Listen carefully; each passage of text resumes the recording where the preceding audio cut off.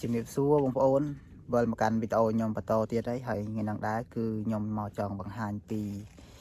ការកាត់ស្លឹកពេញប៉ោះរបស់ខ្ញុំបន្តិចដោយសារតែឥឡូវនេះដល់ថ្ងៃដែលត្រូវកាត់ស្លឹកហើយប្រហែលថ្ងៃមុនខ្ញុំធ្លាប់ប្រាប់បងប្អូនថាខ្ញុំប្រមូលដើមខាងក្រោមហើយខ្ញុំបោះឥឡូវនេះគឺបានបោះបានស្អាតអស់ហើយឥឡូវតកែគាត់ឲ្យមកកាត់ស្លឹកព្រោះស្លឹកនេះវាដល់ថ្ងៃកាត់ហើយប៉ុន្តែដោយសារតែប្រហែលថ្ងៃមុននេះគឺតកែយើងប្រមូលដើមខាងក្រោមរងហ្នឹងយកទៅបាត់ចោលហ្នឹងហើយគាត់ឲ្យបោះអាតិចដែលជ្រុះរីទៅតាមរងហ្នឹងបោះឲ្យស្អាតដល់ពេលឥឡូវនេះគឺថ្ងៃហ្នឹងគឺកាត់ស្លឹកហើយពេញប៉ោះឥឡូវនេះវាកំពុងតែល្អបងប្អូនអញ្ចឹងនៅពេលដែលកាត់ស្លឹកទៅឃើញផ្លែពេញហ្នឹងហ្មងដោយសារតែវាកំពុងតែពេញល្អហើយផ្លែនេះគឺវាអត់ទាន់ទុំទេបងប្អូនហើយដោយសារតែយើងដាំ2ខែជាងហើយតែវាអត់ទាន់ទុំវាមានអាតងក្រោមខ្លះវាចាប់ផ្ដើមរៀងមានក្រហមតិចហើយតែវាអត់ទាន់ទុំហ្មងហើយដោយសារតែខែនេះខែត្រជាក់អញ្ចឹងវារៀងយូរវាយឺតទៅនិយាយទៅវាយឺតជាងខែក្តៅដោយសារតែខែត្រជាក់ពេញប៉ោះវារៀងយឺតតែបើខែក្តៅវាទុំលឿនណាវាអត់ដូចខែត្រជាក់អញ្ចឹងទេបើសិនជាខែក្តៅវិញ2ខែជាងនេះត្រូវបានបេះបាត់ហើយប៉ុន្តែដល់ទៅពេលខែត្រជាក់អញ្ចឹងវាទឹមតែរៀងក្រហមមួយអាទឹកនេះអាតងក្រោមគេដបងគេទឹមតែមាន1មាន2អីទេក្រហមតិចគេទឹមព្រឿងអញ្ចឹងណាវាអត់ទាន់អាចបេះបានទេហើយឥឡូវនេះថ្ងៃហ្នឹងគឺមកកាត់ស្លឹកវាច្រើនបងប្អូននេះស្លឹកវាច្រើនហើយដល់ពេលអញ្ចឹងយើងកាត់ទៅផ្លែវាធ្លាក់មកផ្លែវិញល្អតងឡើងចង់កន្លះម៉ែត្រដល់ផ្លែចាំមើលពេលកាត់ហើយយើងមើលទៅឃើញផ្លែធ្លាក់ស្អាតហើយចាំមើលថតបង្ហាញបងប្អូនណាការកាត់ស្លឹកឲ្យវាចេញផ្លែមកបែបណាព្រោះឥឡូវពេញប៉ោះវាកំពុងតែពេញល្អនេះបងប្អូនយើងកាត់ស្លឹកគឺយើងតម្លាក់ខាងក្រោមរងអញ្ចឹងវិញដោយសារតែប្រហែលថ្ងៃមុនហ្នឹងគឺខ្ញុំបានបោះអានេះស្អាតខ្ញុំប្រមូលដើមហើយគឺយើងបោះឲ្យស្អាតអញ្ចឹងណាដល់ពេលយើងបោះខាងក្រោមស្អាតចឹងហើយតែឥឡូវនេះគឺការកាត់ស្លឹកដាក់ខាងក្រោមរងតទៀតហើយផ្លែអញ្ចឹងបងប្អូននេះឃើញទេដូចនេះអញ្ចឹងអានេះអត់សូវប្រហែលនេះតែមកតងតែ4 5ឯនេះប៉ុន្តែបាននេះមើលនេះឡើងពេញនឹងទាំងអស់ឃើញទេមកតងមកបែកនិយាយទៅមកតងវាមកនេះស្ដាប់បែកអញ្ចឹងហ្មងផ្លែតោះហើយដូចនេះអីនេះឃើញទេបងប្អូននេះអញ្ចឹងណាផ្លែល្អអាហ្នឹងយើងអត់ទាន់បានបេះដំបងនិយាយទៅអត់ទាន់បានបេះហ្មងវាទឹមតាធំបានប៉ុណ្ណឹងអានេះអាតងក្រមនេះដែលខ្ញុំថារៀងក្រហមតិចនេះក្រហមបានមួយ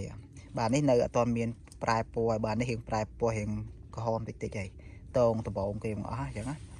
វាផ្លែអញ្ចឹងបងនេះយើងកាត់ទៅយើងឃើញអញ្ចឹងណាកាត់អញ្ចឹងណាវាពេញប៉អត់ទាន់បានបេះទេប៉ុន្តែវាចិត្តបានបេះហើយប្រហែលជា10ថ្ងៃទៀតបានបេះហើយឥឡូវនេះកំពុងតែពេញល្អឥឡូវកាត់ស្លឹកបងប្អូននេះហើយការកាត់ស្លឹកនេះគឺយើងអត់អាចកាត់ច្រើនពេកទេយើងកាត់មើលដើមដែរដើមណាខ្លះយើងអាចកាត់បាន3ដើមខ្លះគេអាចកាត់2ព្រោះអីតែយើងកាត់ច្រើនពេកពេញប៉ោះវាអន់ព្រោះនេះចុងវានៅត្រឹមនេះទេ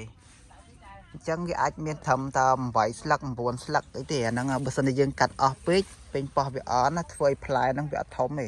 វាខូចពេញប៉ោះអញ្ចឹងយើងកាត់យើងមើលយ៉ាងដែរអញ្ចឹងណាអញ្ចឹងបងប្អូនយើងកាត់អញ្ចឹងណានេះមួយផ្លែកាត់អញ្ចឹងយើងកាត់បែបហ្នឹងកាត់មកយើងតម្លាក់ខាងក្រោមរងអញ្ចឹងណាតម្លាក់ខាងក្រោមរងអញ្ចឹងណាហើយមើលអាខ្នែងដោះនៅតាមគល់ហ្នឹងក៏ត្រូវបេះស្អាតដែរនេះបេះវាស្អាតអញ្ចឹងណាផ្លែហើយផ្លែទាញមកផុតអញ្ចឹងមកធ្លាក់អញ្ចឹងការងារនៅក្នុងរោងពេញប៉ោះយើងធ្វើវិលជុំបងប្អូនហើយយើងវិលទៅវិលមកអញ្ចឹងណាស្លឹកនេះ10ថ្ងៃឬក៏កន្លះខែអញ្ចឹងយើងកាត់ម្ដងហើយវាតាមពេញប៉ោះព្រោះអីពេលខ្លះវារៀងយឺតពេលខ្លះវាលឿនបើវាលឿនតែ10ថ្ងៃឯងមិនដល់2 10ថ្ងៃហ្នឹងគឺបានកាត់ស្លឹកហើយជាងត្រូវកាត់ស្លឹកខាងក្រោមហើយប៉ុន្តែបើខ្លះទៅវារៀងយឺតហ្នឹងវាអាចរៀងយូរដល់កន្លះខែ15 16 17ថ្ងៃអញ្ចឹងតាមពេញប៉ោះដែរអញ្ចឹងណាវាអាចលឿនស្មើគ្នាទាំងអស់ហើយអាស្រ័យទៅលើការដាក់ជីអាស្រ័យលើពេញប៉ោះវាលូតលាស់បានកម្រិតណាអញ្ចឹងបងប្អូនហើយនេះខ្ញុំកាត់ពេញប៉ោះវាច្រើន